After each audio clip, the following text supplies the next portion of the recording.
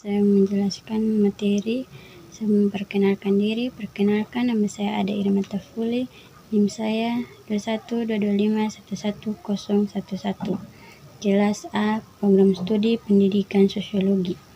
Saya akan menjelaskan teori pembelajaran progresif. Dalam teori pembelajaran progresif, ia berbicara tentang pikiran manusia untuk bekerja dan berpotensi supaya maju. Teori ini menyadari bahwa waktu adalah langkah dan waktu tidak bisa diulang, karena dalam suatu kenangan itu tidak bisa diulang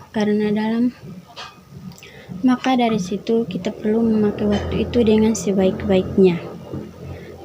Teori ini juga mengarahkan peserta didik supaya peserta didik memanfaatkan waktu dengan sebaik-baiknya demi masa depan yang lebih baik. Pembelajaran progresif juga sebagai proses pembelajaran yang mampu mengedepankan kemajuan berpikir peserta didik, karena kita menyadari bahwa peserta didik itu di masa lalu adalah sebuah proses pendidikan yang tidak dapat diulang kembali. Dalam pembelajaran progresif ini, ia menganggap bahwa pendidikan itu semestinya disesuaikan dengan zaman supaya dapat menjawab sesuatu masalah yang dihadapi oleh masyarakat.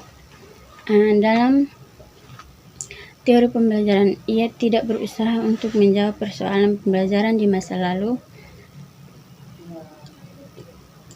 karena teori ini berusaha untuk menjawab persoalan pembelajaran, tetapi ia berusaha untuk melupakan dan menyelesaikan persoalan yang dihadapi sekarang. Dalam paradigma progresivismenya, konsep belajar berdasarkan peserta didik.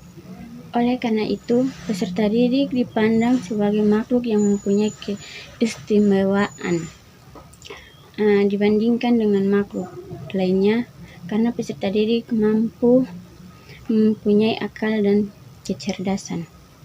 Dari esensi pendidikannya, untuk meningkatkan akal dan kecerdasan yang dimiliki oleh peserta didik, pandangan progresivisme mempunyai dua teori, yaitu berdasarkan psikologinya dan sosiologinya.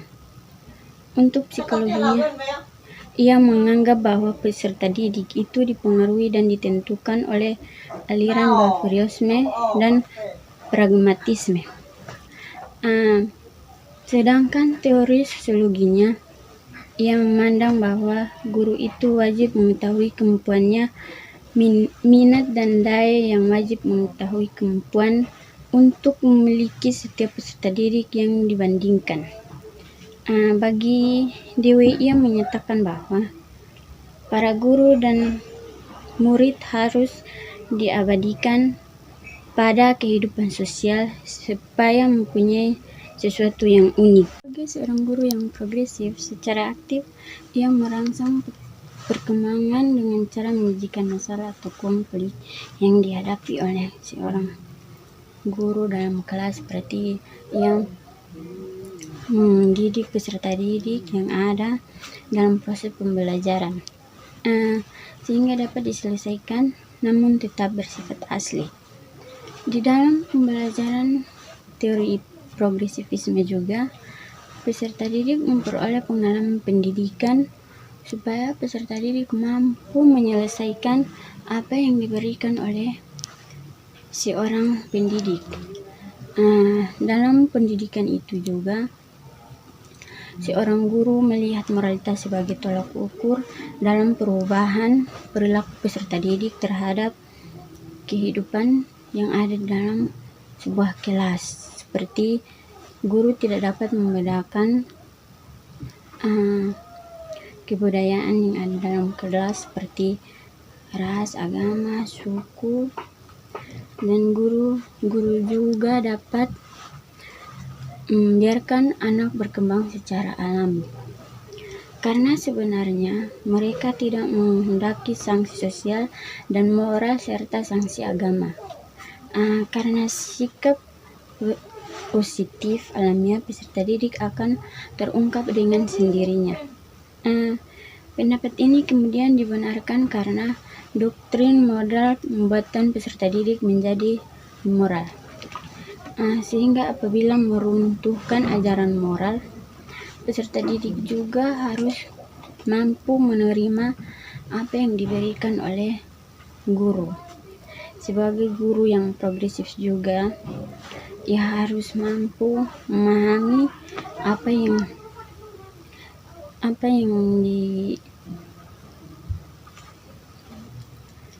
terhadap sekolah dan perguruan tinggi yang tidak menyenangkan karena menggunakan pendekatan otoriter tradisional terhadap pendidikan. Sebagai seorang pendidik juga memiliki beberapa tipe sebagai berikut. Yang pertama, tipe guru atau lampu penerang, yaitu guru meyakini bahwa dia memiliki kemampuan untuk memberikan penerangan pada peserta didik. Yang kedua, tipe guru tukang kebun, yaitu guru mengolah dan mengembangkan pemikiran peserta didik dengan cara memberikan pupuk untuk menyuburkan pemikiran peserta didik. Yang keempat, tipe guru pembentuk otot, yaitu tipe guru yang cenderung memperkuat pemikiran murid yang dianggap lemah. Yang kelima, tipe guru pengisi keranjang, yaitu tipe guru yang ingin memenuhi pemikiran murid yang masih dianggap kosong. Ada beberapa penerapan pembelajaran progresif, yaitu penerapan pembelajaran progresif di sekolah berdasarkan pada pengembangan peserta didik yang selalu mengarah untuk lebih maju.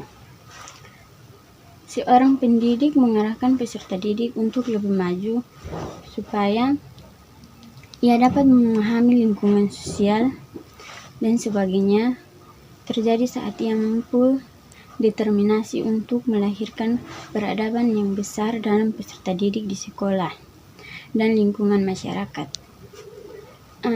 Dan institusi anak daripada mengarahkan seluruh kelas mengikuti kurikulum standar yang telah tersusun sebelumnya. Perencanaan kurikulum dan guru tidak memberikan pengalaman kepada peserta didik karena pengalaman adalah hasil dari apa yang dilakukan setiap peserta didik dengan apa yang ditemukannya. Sebagai penerapan pembelajaran progresif mengutamakan adanya kebebasan di ruang kelas.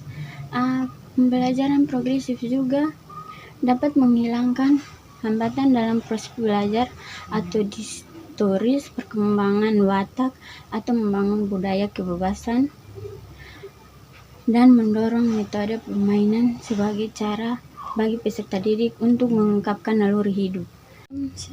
Teori pembelajaran progresif, seorang ahli merekomendasikan tentang pembelajaran progresif sebagai upaya mendefinisikan sebuah pembelajaran dan tujuan umum untuk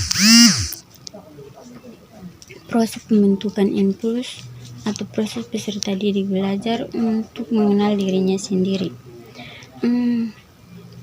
Teori ini juga menganggap bahwa peserta didik itu mampu memahami apa yang diberikan oleh seorang pendidik. Dewi juga menemukan beberapa konsep pembelajaran progresif, yaitu menemukan konsep tentang kesusilaan pembelajaran karena menurutnya pembelajaran mempunyai fungsi sosial. Yang kedua, ia pertama kali memberikan substansi terhadap konsep pembelajaran yang berpusat pada peserta didik. Yang ketiga, metode pembelajaran problem atau solving merupakan proyek dari teknik pembelajaran yang berbasis pengalaman di kelas. Juga tantangan pembelajaran progresif, yaitu tantangan progresif dalam para kaum konservatif pada dasarnya tidak menyadari bahwa mereka telah terjebak di dalam aliran pemikiran konservatif. Pemikiran konvensional yang selalu melakukan kesalahan dengan lebih mengutamakan kognitif daripada psikomotorik dan efektif. Sehingga hal tersebut akan terdampak pada peserta didik yang mungkin mengetahui banyak hal, tetapi kurang memiliki kepuasan yang pemenuhan diri. Ciri-cirinya pembelajaran konservatif. Ia selalu ingin mengajak peserta didik mengulang sejarah yang bertujuan untuk menjawab persoalan yang dihadapi adalah masa depan, bukan persoalan sejarah. Karena kita tidak akan kembali ke sejarah. Sejarah yang berlalu, biarlah ia berlalu. Dan sejarah yang saat ini kita pakai, ya kita pakai untuk saat ini. Tantangan ini juga muncul dari para guru yang selalu menerapkan metode-metode pembelajaran yang konvensional. Misalnya, memaksakan metode hafalan. Pada umumnya metode hafalan muncul dari mana contohnya anak-anak diminta untuk menghafal sebanyak mungkin ayat-ayat yang diberi, ayat-ayat suci yang membuat guru lupa dengan perkembangan otak anak. Pada usia dasar metode hafalan adalah metode yang tepat. Sedangkan pada usia beranjak dewasa, metode yang tepat adalah metode yang membutuhkan analisis. Dari tantangan tersebut, kita menyadari bahwa anak yang dipaksa untuk menghafal, ya itu bisa juga. Tapi apa yang ia hafal itu harus dipikirkan dulu dan dipakai sebaiknya untuk menjadi suatu metode hafalan yang selalu dipikirkan oleh peserta didik tersebut atau siswa tersebut. Guru juga memberikan sebuah pembelajaran juga harus memikirkan mana yang terbaik dan mana yang tidak baik. Dalam kita menghafal sebuah pembelajaran, itu kita tidak akan lupakan sampai kapanpun. Seperti kita pergi ke kampus, ada beberapa contoh, yaitu kita di dalam kelas selalu ada atau mengadap. Kalau kita ada, itu kita hanya ada saja. Apa yang diberikan oleh Bapak Ibu Guru atau Bapak dosen, kita terima, tetapi kembali kita lupakan. Tetapi kalau kita mengada, itu kita ada di dalam kelas. Apa yang kita terima dari Bapak Ibu Guru atau dosen, kita bisa menerima dan melaksanakannya untuk bermanfaat bagi masa depan kita, atau kedepannya kita bisa memberikan kepada peserta didik tersebut.